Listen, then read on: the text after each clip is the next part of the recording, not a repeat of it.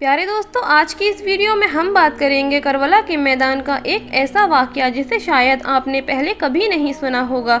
जी हाँ दोस्तों, इस वीडियो में हम बात करने वाले हैं हज़रत इमाम हुसैन रज़ियल्लाहु ताला अन्हु के घोड़े के बारे में। यानी कि हज़रत इमाम हुसैन के घोड़े का नाम क्या था, आपके पास ये घोड़ा कहाँ से आया था और इस घोड़े की खासियत।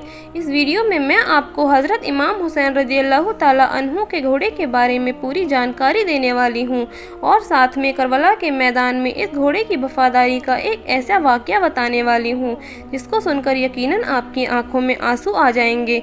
इसलिए आज का ये वीडियो आप तमाम मुसलमान बहनों भाइयों के लिए ख़ास है। आप इसको आखिर तक ज़रूर देखिएगा और आपको हज़रत इमाम हुसैन रज़ियल्लाहु ताला अन्हु से सच्ची मोहब्बत है तो इस वीडियो को ज़रूर लाइक करें और शेयर भी करें। तो चलिए दोस्तों शुरू करते हैं। सबसे पहले हम आपको बता दें कि हज़रत इमाम हुसैन रज़ियल्लाहु ताला अन्हु के घोड़े का नाम जुलजना था।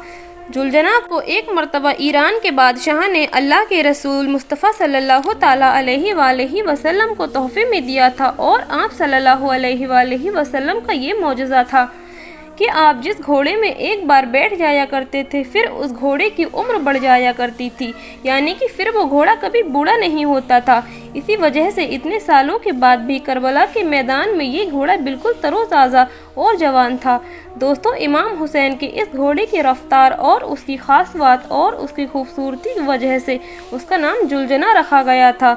जब भी ये घोड़ा जंगल के मैदान में दुश्मनों पर हमला करता ऐसा लगता था कि ये घोड़ा दौड़ नहीं रहा है बल्कि उड़ रहा है, इसीलिए उसे जुलजना यानी दो परों वाला घोड़ा कहा जाने लगा। हज़रत इमाम हुसैन रज़ियल्लाहु ताला अन्हु को बचपन से ही इस घोड़े से बहुत लगाव था। एक बार हज़रत इमाम हुसैन रज़ियल्लाहु ताला अन्हु अपने नाना यानी हुजूर सल्लल्लाहु अलैहि वसल्लम के पास गए। उस वक्त आप सल्लल्लाहु अलैहि वसल्लम इस घोड़े के पास थे और साथ में आपके कुछ साथी भी थे। हुजूर सल्लल्लाहु अलैहि वसल्लम ने जब अपने नवासे हज़रत इमाम हुसैन को देखा तो आप बड़े खुश हुए और पूछने लगे, बेटा क्या तुम इस घोड़े पर सवार होना चाहते हो? ये बात सुनकर हज़रत इमाम हुसैन ने हाँ में जवाब दिया। यानी कि हज़रत इमाम हुसैन ने ये जवाब दिया कि हाँ, मैं इस घोड़े पर सवार होना चाहता हूँ। आपकी आवाज़ सुनकर ये घोड़े की यानी जुलजना को सुनाई दी। फ़ौरन दौड़कर हज़रत इमाम हुसैन के कदमों में आकर बैठ गया ताकि आप आसानी से उस घोड़े पर बैठ सको। इसके बाद हज़रत इमाम हुसैन रज़ियल्लाहु ताला अन्हु ने जुलजना पर बैठे और अपने उस घोड़े की सवारी की। इसको देखकर आप सल्लल्लाहु अलैहि वसल्लम की आंखों में आंसू आ गए और फरमाने लगे, बेटा ये वही घोड़ा है जो यौम असूरा के दिन आपकी मदद करेगा। फिर आपने इस घोड़े को हज़रत हुसैन के हवाले कर दिया। यानी कि हुजूर सल्लल्लाहु अलैहि वसल्लम का जुलजना हज़रत इमाम हुसैन के पास आ गया। फिर करबला के मैदान में जुलजना ने हज़रत इमाम हुसैन से वो मोहब्बत की, वो वफ़ा की कि ख़ुद वफ़ा भी जुलजना पर नाज करने लगी। दोस्तों, हज़रत इमाम हुसैन के घोड़े जुलजना के बारे में ये बात काफ़ी मशहूर है कि यजीदियों का इमाम हुसैन पर पानी रोके जाने के बाद घोड़े को यानी जुलजना को करबला के मैदान में काफ़ी बार पानी पीने का मौका मिला था, लेकिन जुलजना ने पानी नहीं पिया। जुलजना ने पानी ना पीकर हज़रत इमाम हुसैन के साथ अपने वादे का वफ़ा नाम कर दिया, जिसको देखकर खुद वफ़ा ने भी जुलजना पर नाज किया। इसके बाद जब करबला के मैदान में 10 मुहर्रम के दिन हज़रत इमाम हुसैन जब जुलजना से नीचे गिरे तो आपका ये घोड़ा आपके सामने इस तरह आकर खड़ा हो गया। तो फिर यजीदियों की तरफ से जो आने वाले हर तीर को अपने जिस्म पर झेलने लगा। उस वक्त जुलजना के जिस्म पर इतने तीर लगे थे कि उसके जिस्म का कोई भी हिस्सा बाकी ना रहा। रिवायतों में है कि जुलजना को इतने सारे तीर लगने के बावजूद भी जुलजना इमाम हुसैन के इस घोड़े ने सबसे ज़्यादा यजीदियों को मौत के घाट उतार दिया। इसके बाद जालिमों ने हज़रत इमाम हुसैन और उनके साथियों को शहीद कर दिया। तो आपका ये घोड़ा जुलजना तमाम लाशों के इर्द गिर्द चक्कर लगाने लगा और ज़ोर ज़ोर से हिनहिनाने लगा। फिर जुलजना इमाम हुसैन की लाश के पास आकर ठहर गया और अपनी पेशानी को इमाम हुसैन के खून से तर कर लिया। फिर अपने पाँव को करबला की ज़मीन पर इस तरह मारा और इतनी ज़ोर से आवाज़ निकाली कि पूरे मैदान में सन्नाटा सा छा गया।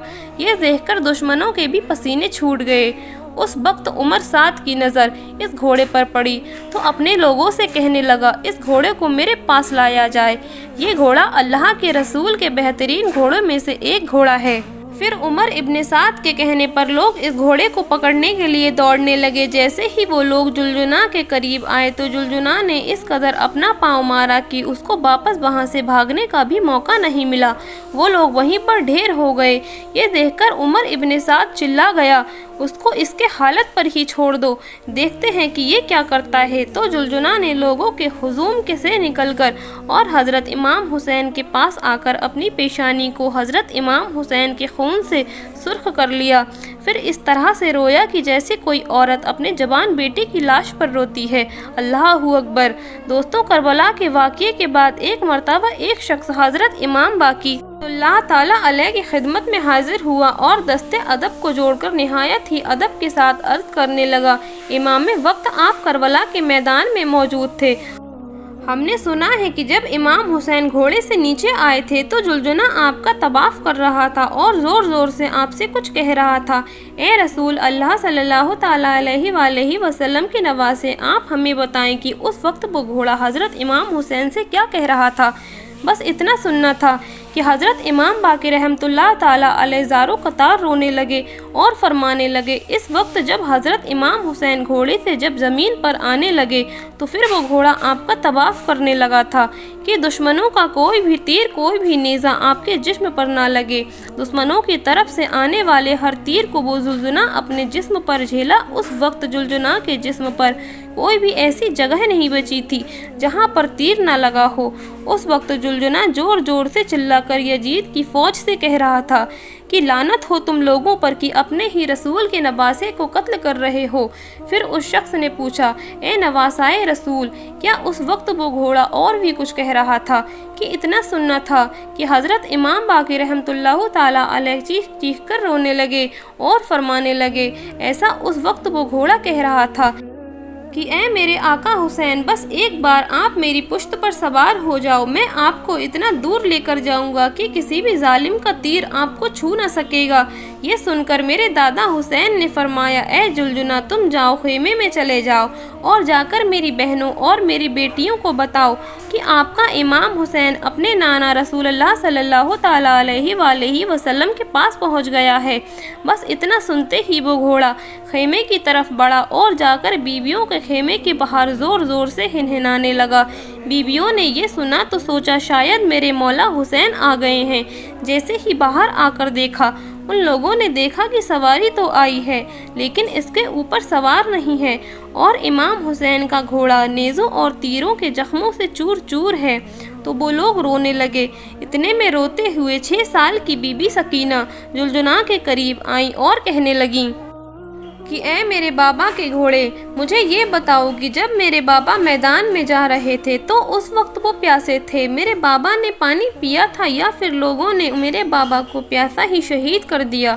تو یہ سن کر جلجنا زور زور سے ہنہنانے لگا۔ یہ دیکھ کر بیبیوں نے ماتم کرنا شروع کر دیا اور یا حسین کی صدائیں بلند ہو گئیں۔